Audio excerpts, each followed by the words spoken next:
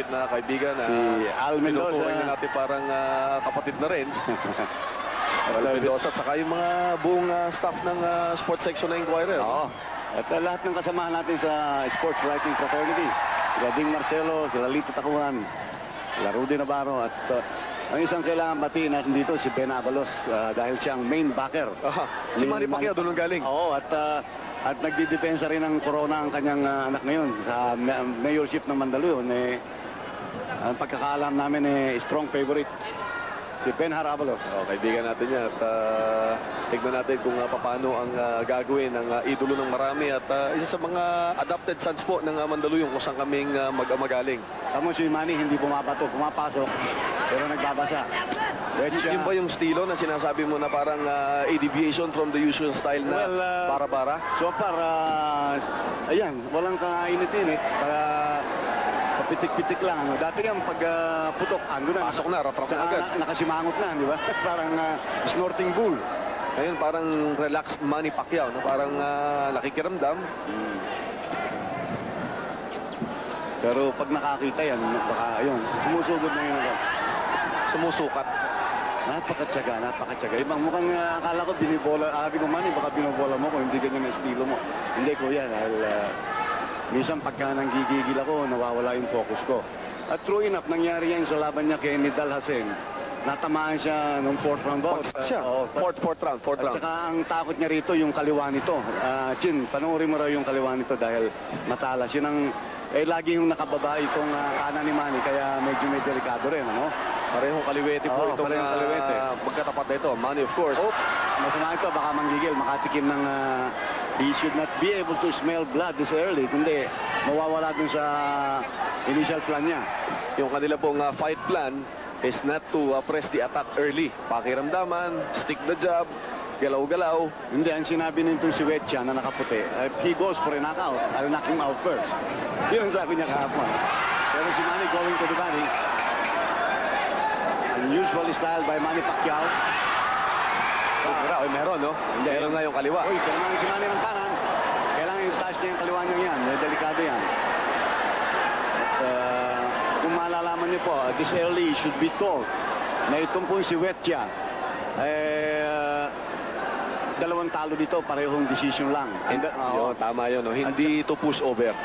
At ang sinurvive niya po ay no less than Gatti Espadas, the featherweight WBC champion na nagpahiga kay Luisito Espinosa last year. Actually ended the career of Luisito Espinosa, no? Si Guti Espadas ng Mexico. Ginawa ang laban na yun sa Merida, di ba? Mexico. Pero si Manny, tignan mo, hindi pinapalo. Nakataas po ang kamay ni Manny. Ayun, ang tamang ginagawa niya. Ang gagawin niya pala dito pagkada 10 seconds, ayun. Nung araw, yun. Napasikat niya yung style na yan, si Sugar Ray.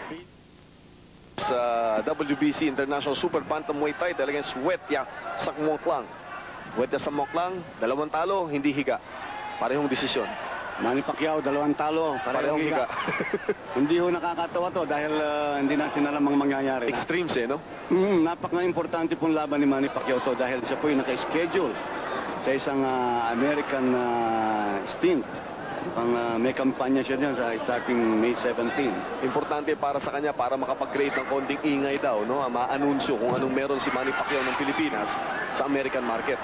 Ang tendency ni Manny, binababa yung glove sa loob. Ayan, mabuti ginagawa niya. Ang trainers po ni Manny Pacquiao, si Buboy at si Nonoy Neri. At si Buboy, parehong mga barkada ni Manny. No? Nanggigil si Manny Pacquiao.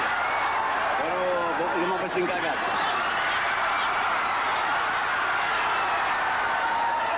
Wala. Hindi pa ganun ang talagang gigil ng Pacquiao. Di ba? Biglang hinapak, eh. Sinusubukan yung hukayin yung ilalim, eh. Tapos biglang inaangat, oh. Ayun, gigil yung Mahaba ang kanan ni Manny. Tapos niya kailangan ng kaliwa. Pero mas dami ng kaliwa chino nito. Hindi pa kumukulik ang kaliwa nito. Mataas din po ang percentage ng knockout dito sa Wetya. Sumwak lang ng Thailand. Nakarol yun. Matulak. Tsaka nakarol yung mukha ni Manny. Yung sinasabi niyong rate ng knockouts, ano? Sa 38 wins nitong si Wetya Sakmoklang, 25 po ang kanyang pinahiga. Si Manny Chin, ano ang... Ang rate naman ni Manny Pacquiao sa 31 wins, 22 lang naman ang humiga. Ang taas ng percentage pa rin. Pero parehong matyaga. This is a new phase in the Manny Pacquiao game, no? Oh, ibang-iba ito nakikita natin. May pasensya, may konting pakita ng depensa. Although from time to time, pag umaatake siya, still leaves the left part of the space open. Kumuhukay, tinamaan si Manny sa pagpasok. Yung Gigil, ang galit. Napaka-ata ang galit. He's going to the body. He's going wild, Manny Pacquiao. Now fighting his old raging bull style, you know. Yun yung tunay na Manny Pacquiao. Sana momentary lang yun dahil nawawala ang focus niya. Yung mata ni Manny Pacquiao, nakakatakot si na. good left. Tumama si Manny, masama yan. He smells blood. Pero matipay yung sakmok lang, ha? Nakita mo, Chi, nagro-roll din yung ulo eh. Round number 2 of about scheduled for 12 para sa WBC Super 10 Bantamweight seconds to go. International title. 10 seconds to go. Medyo mahaba yung kaliwa ni Manny yun. End of round number 2. Easily Manny's round. Bigyan natin kay Manny yun. So, isang even, isang round napunta kay Manny. Morning of the weigh-in, 3 pounds overweight si Song Maklang, kaya Nagpiga. nagpiga. Pero I don't think may ganun ka-serious. Kasi maganda ang kulay, oh. Maganda yung sumuntok itong tayo na ito. Maganda yung kombinasyon. Nababasa niya si Manny Pacquiao, eh. He's Kasi yung white. counter, oh. Saka maganda mata, nakita mo ang kumilos, very alert. Classic counter puncher, no? You're right, Gapi. Meron to. Pero patampal yung kanan, no? Oy, may Yung pumapasok. kaliwa, na meron konti. suntok sa tiyan, no? And Manny Pacquiao, Ayun ang ano yan. Ngayon lang nagbabody punching hutong sa Sumaklang. Pero talagang kung tataluhin mo si Manny Pacquiao, isang mahinang parte niya yung tagliran. Ano? ever since day 1 of his career. Oy, malalakas yung binibitawan ni Manny. Pero ang galing mag-ano eh. Ang galing magtago. Parang Magaling rumol, magaling mag-evade ng punches, no? Yung evasive skills, yung skills of evasion nitong si Sakmong lang, eh. Ang masasabi ko rito, no? Before maybe the end of this round, hindi itong promotion na to, hindi katulad ng mga ibang promotion na nakikita natin pinapainan ng mga dagang kosta yung mga Pilipino. Ito mga tunay ng mga boksingero yung nakita natin from Thailand, ha? ang galing mag-roll, Chino. Tsaka nawawala yung ulo. Saka may bigay, ha? Nakita mo yung kanan na yun, no? Mag-iingat si Manny doon sa kanan na upper. Ang inahunting yung bread basket ni Manny. Sinasabi nila kaliwete, pero napaka-useful nung kanan niya. Palagay ko converted ito. Converted lefty, ano? Dahil yung kanan niya, natural na natural yung bitaw. Ay, maganda. Tumatama si Manny, kita mo sumasabog yung pawis, no? Pero yung suntok niya, parang hindi nararamdaman yung full force itong si Sakmong lang. He's a roller, Chin, nakikita mo. Hindi mo magagamit. Yun ang difference nila si Manny. Si Manny, sinasalo yung suntok. Salo yung suntok, ano? Hindi nakaka-roll. Yun ang problema ng batang to. Kaya nung masalubong niya yung suntok ni Nassim... salubong sa doon sa 4th round ng laban nila ni... He fell cross-eyed. Pero believe ka kay Manny Pacquiao doon sa kanyang conditioning. If not for his excellent condition, yung laban ni De La Houssaye na yun, tapos na dapat yun doon sa 4th round na yan. Manny Pacquiao trying to show that he's a well-rounded boxer by now.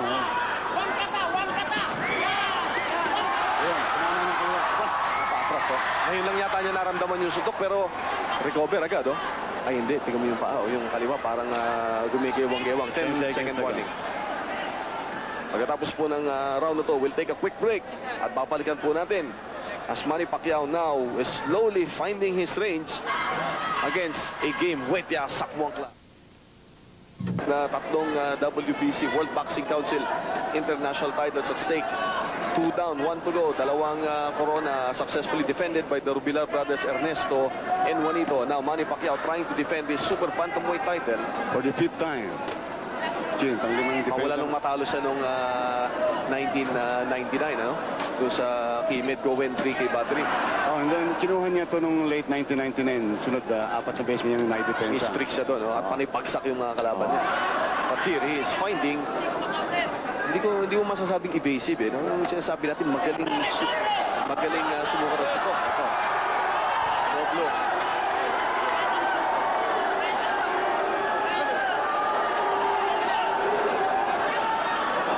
Si Manny Pacquiao at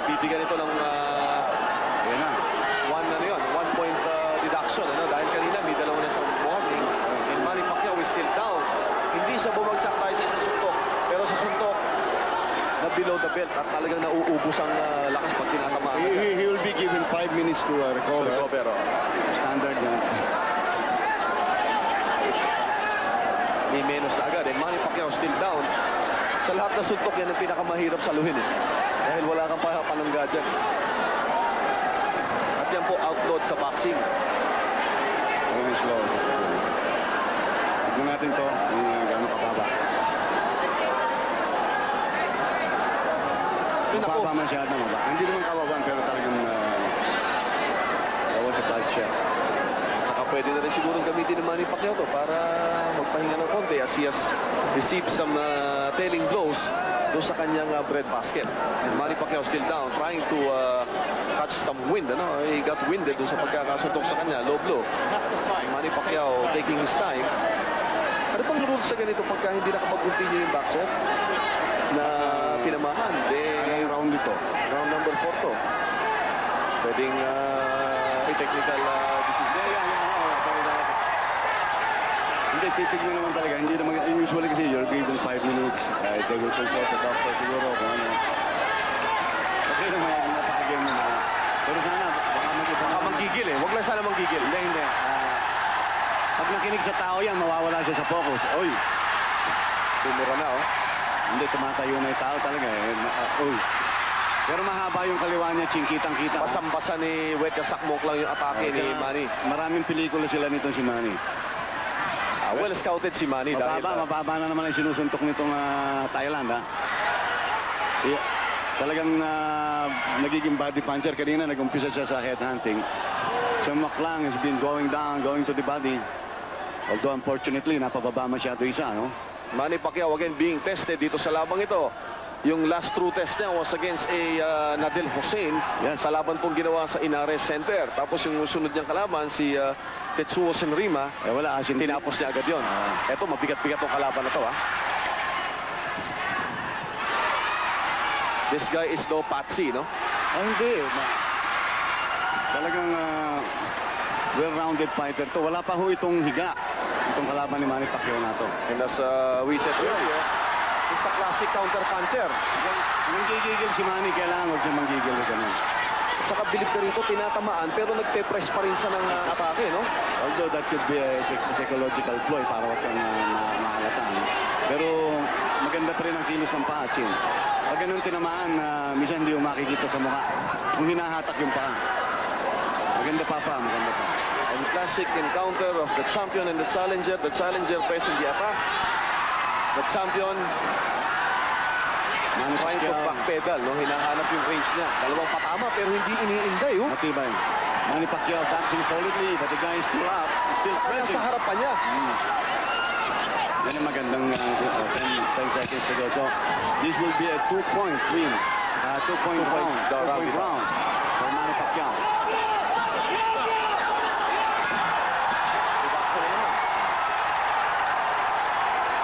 Tama yun dahil coming from the reduction talagang So, 10-7. That is a 10-7 round. yun. This, huhukayin siya, no? Anyway, this is a very critical fight for Manny Pacquiao. Dahil so far ngayon, number 3 contender siya sa WBC. Kailangan niya ito. Mata-turnis yun, pero he's ahead, way ahead ng points. Not only because of his punching. Dalawang beses na po tumatama ito. Sa suspect na depensa ni Manny Pacquiao. Yan, umapit ko, oh. Lumabas yung tunay. Baka magkasabayan na ho ito. Ito na si Manny Pacquiao, yung kanyang familiar na parang sinisimbals yung gloves, no? Ayan na, sasabay na ito. Ayan na. Bubuhos to. Sana yun. Pag hindi nakuha ni Manny ito, siya makukuha nito. Baka maubos, eh. Ang takot natin, baka ma-outpunch. Itong si Manny Pacquiao ang sarili. Isa pa yan, i-disqualify na yan. Sino? I-disqualify na yan. Sayang sapagkat napakaganda ng laban, ano? Itong si Wetya Sakmok lang, isang fighter. Ang problema, madumi yung tactics, no? Nakakama niya si Manny below the belt. 1-point deduction na naman.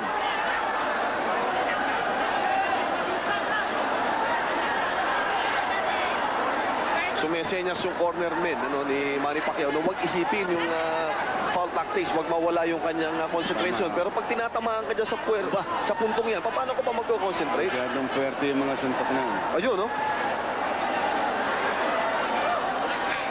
Magulang na rin yung Thailander. No? Hindi na magulang na, talagang magulang. At kanina pa, lagi lang nakangiti, but he's very sly.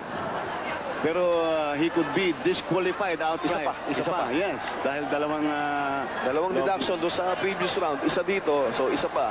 discretion na ng referee. Pwede na, yes. And that's upon the discretion of the third man on the ring. Bruce Top of the ring, McTavish. si Bruce McTavish.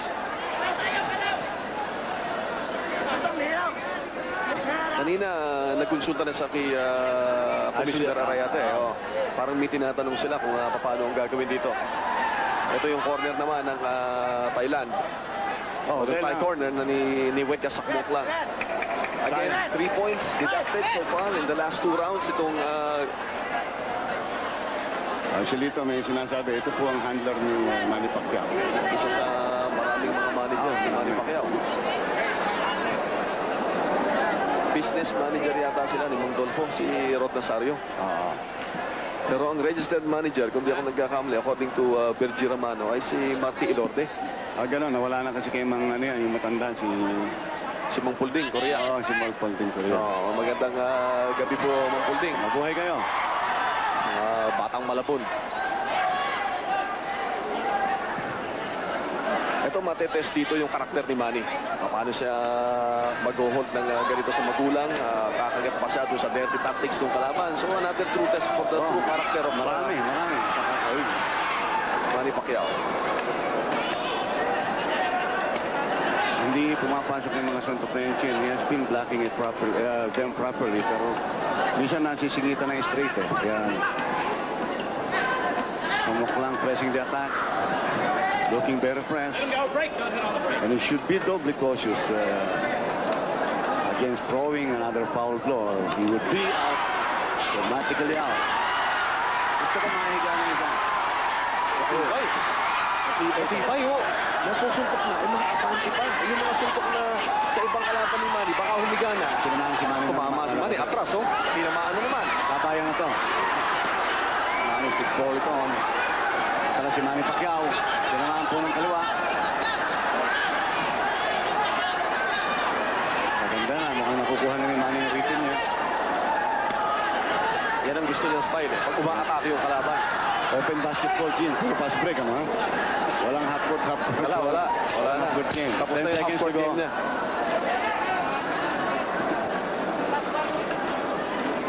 End of the round. So far, 3 puntos. Napapawas dito kay Wet Sakmok lang. End of the round. We'll take a quick break. Babalikan po natin ang aksyon dito sa Kidapawan City in just a while. Ang kanang pisngi ni Manny Pacquiao, yan ay sa mga patama nitong si Wet Sakmok lang. No? As we've said, a suspect in Manny Pacquiao's game plan or fight plan is really his defense. Ito si Marty Ilorde, ang kaibigan si Moy Lainez, si Mondolfo Nazario. Yan ang mga tao na nagtataguyod ng boxing dito po sa Pilipinas.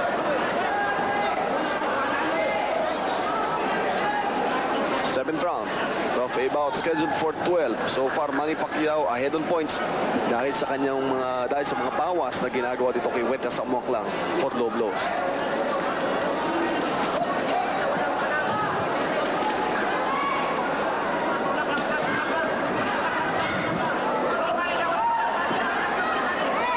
So Maklang still looking strong and fresh despite the beatings.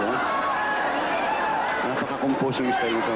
Kung sumurvive ito sa isang world-class boxer na katulad doon si Gute Espadas na nagpa-retire kay Luisito Espinosa, hindi basta-basta itong batang ito, si Wet Sakmok lang. Alam mo, pero imposible na siyang manalo ng puntos niyan dahil Hindi na, sa dami ng itinapon niya. Kailangan pahigain niya na si Manny. He has to go kamikaze and stop Manny Pacquiao. Which could be to the liking of Manny Pacquiao. Ganda ng kombinasyon na yan, no? Up, down. Manny jabbing. Narinig niyo yung sinasabi, no? Dito sa laban po na ginagawa sa North Cotabato. Kidapawan City po ang aming kinalalagyan. Ito po ang provincial gymnasium na pinagawa ng ating host. Ang sabi, isang fried egg ka na lang. Technical ka na. Technical. Oh, daming patama pero wala, andun pa rin siya. Oh. Siguro nagtataka na si Manny, bakit binigay ko na dito lahat? Nandito pa sa harap ko. Oy, nag-grab ha, nakita mo, Chin. Oh, yun na yung gulang. Tingnan natin, it could be a sign of wear and tear. Mabigat din ang binibitawan ni Pacquiao. Mabigat na. Sinasabi nga natin, sa mga ibang laban ni Manny, kung yun ang naibabato ni Manny at nasasalo, tapos na ang boxing. Ayan, tinamaan ng kaliwa si Manny Pacquiao. Still there. Natidribble yung mukha ni Manny. Ayun. Matibay itong kalaban. Napakadulas. Napakadulas po. Elusive target. Yun, dalawang tama pero nandun pa rin. Nakatayo, yun. Naglogi. Nakuha na. Hilo na, tumakbo. Tumakbo po. For the first time, tumakbo si Wetya Sakmoklang. And he's still backpedaling. Matatapos ata. Oh, tapos. Tama ang sinabi. Tignan ko po. Parang meron, lumutuli. Grabe yung tama na yun, ha? Lumutuli. Yung parang aftershock. Pero tama yung strategy ni Manny.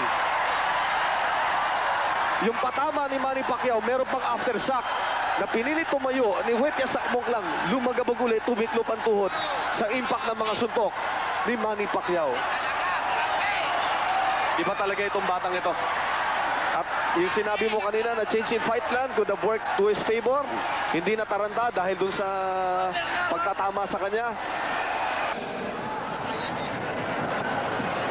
Winner of this bout by way of knockout on the 6th round with 2 minutes and 40 seconds. Ladies and gentlemen, still WBC International Super Bantamweight Champion, our very own Manny Pacquiao! So those will be awarded by Governor Manny Peñol and Senator... Kaibigan on that note, kami po yung nagpapaalam sa inyo. Nagko-congratulates. We wanted to get Manny Pacquiao pero ang problema, palagi ko dinudubog na ng kanyang entourage at baka hindi na wise to get him here. Maybe in the future we can get to talk to Manny Pacquiao. But again, pamula po dito sa napa-progressive na tao. Congratulations sa tao ng Kidapawan. At least dito ang ibinabato, suntok na. Hindi na yung ibinabato.